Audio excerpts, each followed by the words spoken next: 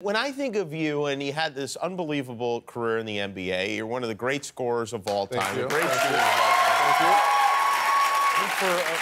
Up until relatively recently, you had more three-pointers than anybody. But when I think of you, I think of trash talking. I think of you going back and forth with other players, yes. And it's interesting to me because you have one of the friendliest faces, I think, of any. You really do. You still look like you're 14 years old. And that's a compliment. Take that as a compliment. Yes, yeah. You should. Look, I'm a really nice guy. Mm-hmm.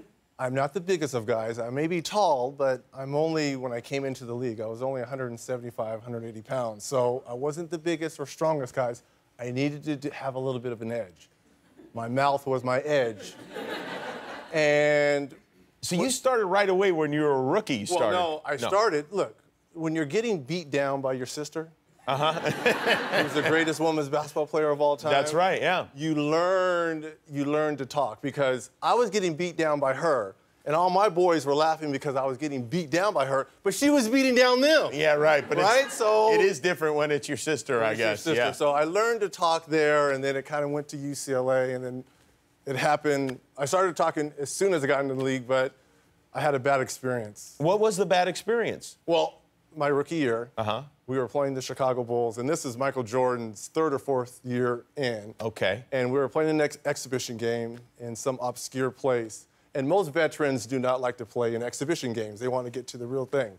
I'm a wide-eyed, energetic rookie, and we're playing this exhibition game, and Michael's going through the motion.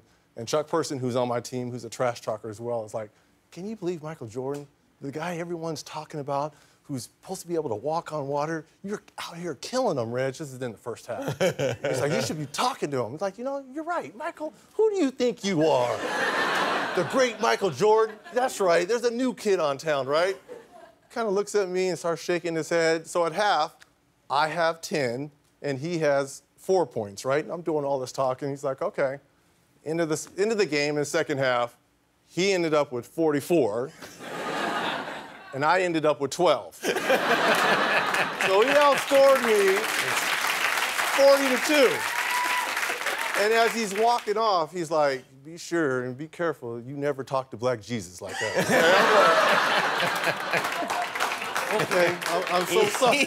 I'm so sorry, Black Jesus. I'm so sorry. Did you ever do it again? Never to Michael Jordan. Never to Michael. One of the most fun rivalries, and it's I think rare in sports that a player has a rivalry with a fan, but you had this rivalry with Spike Lee when he was a New York Knicks fan, and he would sit there and you guys would talk back and forth during the game. Look, I will say this about Spike. God bless him. I love him.